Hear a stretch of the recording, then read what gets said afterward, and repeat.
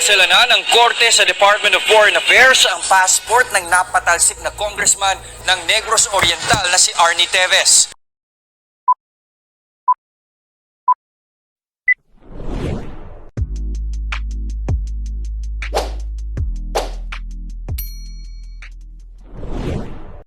Welcome back sa aking YouTube channel. Para sa mga first time lang po manood, just click mo na yan, Jervis TV, Manila. Anyway guys, wala nang bayad, libre lang. Tulong mo na lang din sa kapwa mo. Alright? Thank you very much po. So topic natin po today's video, Congressman Teves, kanselado na ang kanyang passport.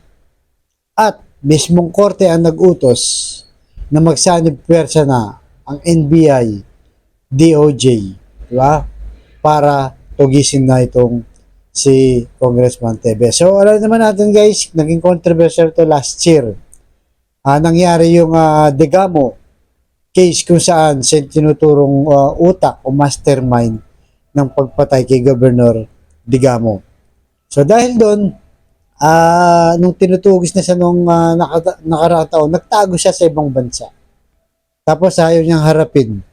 Pinaharap siya, ayaw niyang harapin. Pinauwi siya. Actually, si President Marcos pa nagsabi na isi-secure niya.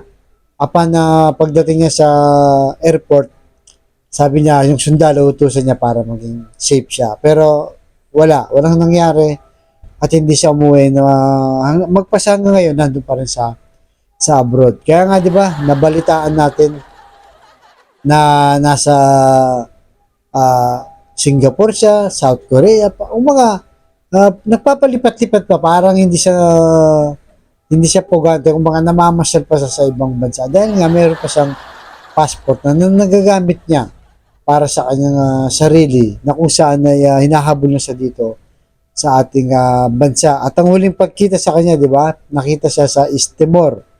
At tumipi nga siya ng asylum, di ba? Subalit hindi pinayagan ng bansang East Timor. At nakipagkita pa siya kay Manny Pacquiao, di ba? Nakita niyo, di ba?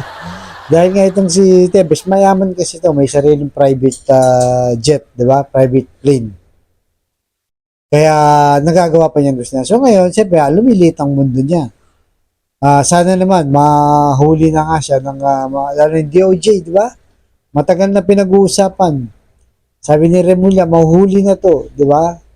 Ganon din kay Bantang, guys, mahuhuli na to, pero hanggang ngayon, nagtatago pa rin yung dalawa na to at hindi pa rin sila mahuli-huli. So, narito muna guys, panoorin muna natin yung mismong balita kung saan kinancel mismo ng korte ang kanyang passport. Right? Pasok.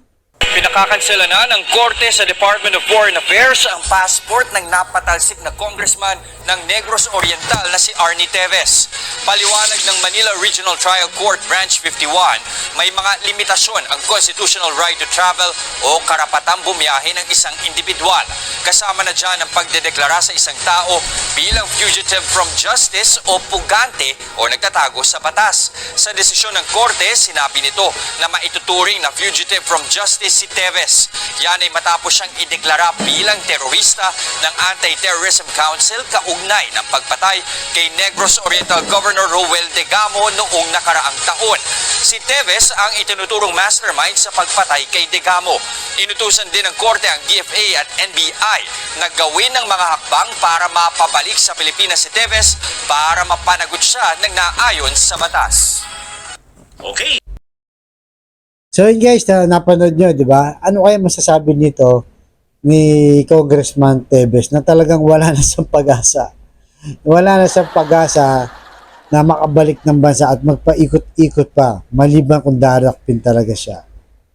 Di ba? Kasi wala na invalid na yung kanyang passport. Yan pa naman ang pinaka-privilege natin bilang isang malayang mamamayan.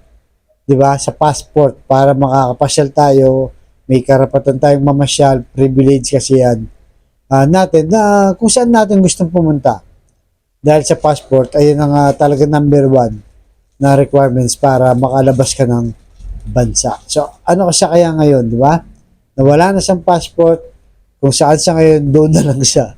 Hindi na siya pwede magpaikot-ikot dahil matitrace na. So, alam naman natin, international yung passport na yan. Lahat yan, cancel na. So, gadong deactivate ng kanyang passport. So, ano kaya mangyayari sa kanya ngayon? Ayun ang problema niya kasi ang problema niya, hindi niya hinarap. Di ba? Marami siyang pagkakataon na harapin niya yung binibintang sa kanya. Pero hindi niya inharap na dapat sana na ipagtanggol pa rin niya ang sarili niya. Sakali lang, di ba? Na pumunta sa pero wala siya hanggang sa naubos na yung lahat ng privilege na pinagkaloob sa kanya ng gobyerno at wala pa. At ito namang DOJ, di ba guys? Wala pa rin na-accomplish hanggang ngayon. Kay Bantag, wala pa rin, di pa rin nahuhuli.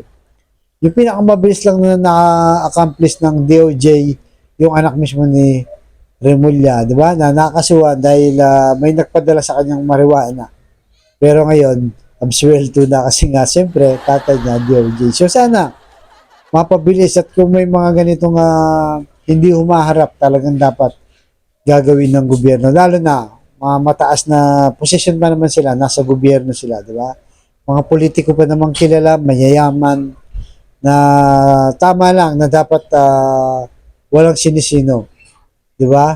Na kailangan umiral pa rin ang batas sa ating bayan. Alright guys, hanggang dito na lang po. Baka niya susunod yung vlog. Thank you very much.